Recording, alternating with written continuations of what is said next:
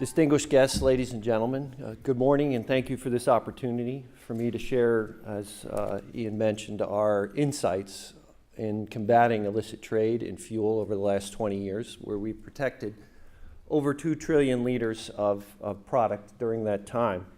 So I wanted to start off by talking a little bit about Authentix beliefs, mission, and then how that translates into how we help combat illicit fuel trade.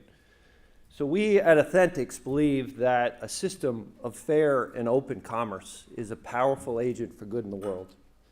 And when that system's compromised, civil society is weakened. And I think we've seen several examples of that over the last 2 days here. So everything we do at Authentix is focused on the protection and betterment of society by protecting the integrity of brands, products, and global commerce. And when we do that effectively, we're able to build trust of our customers across the markets that they serve. And when you build that trust, you can create a virtuous cycle of consumers being able to get the products and the services that they need at a fair price, suppliers being able to collect a fair price and earn a fair profit, which they, and then in turn, can invest back in their company, invest in more jobs. Governments can collect taxes, serve their citizens better.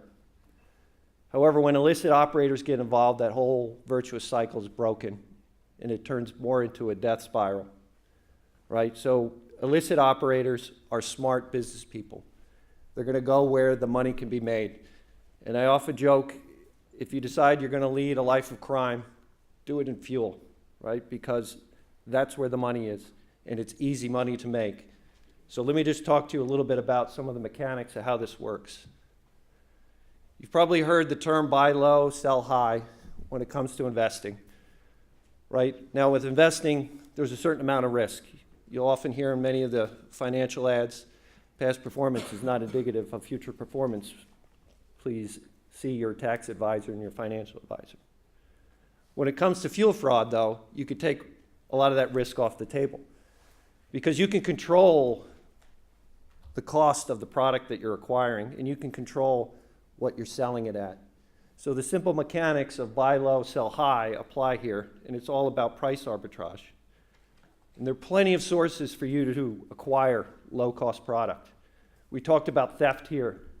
This is an image of one of the many pipeline taps in Mexico. This one courtesy of a large organized crime syndicate known as Los Zetas in Mexico. So obviously if you can acquire a product for free, you do have some transportation costs, you have some overhead, but significant profit potential is possible. In Mexico, this is the tune of expected about $4 billion a year industry in taking stolen product and then selling it. Another source can be getting a subsidized product. This is an image of a laundering facility in Northern Ireland where dye has been removed from a subsidized diesel product so that it can then be taken across the border to Ireland and sold full price as fully taxed diesel, and the criminals pocket the difference. Another source can be your neighbors, right? So this is not a typo up here. If you can't see the figure, the price or the cost of diesel in Venezuela is zero. So it is supplied free of charge to stations to sell. Obviously, you can make quite a good profit if you can then take that diesel that you got for nothing and then sell it in either Guyana for 99 cents a liter or Colombia for 78 cents a liter.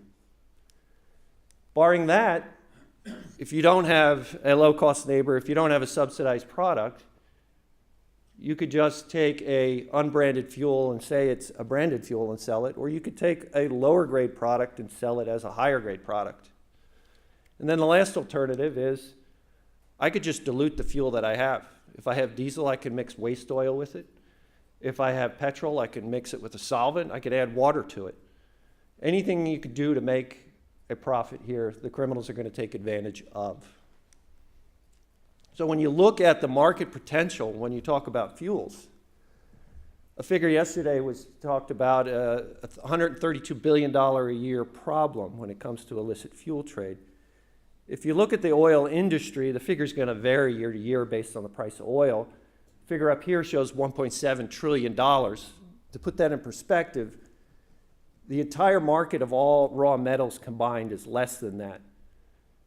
So if you just assumed a 10% illicit trade rate, that's $172 billion a year market potential there for illicit operators. Is it 130? Is it 170? We don't really know, right?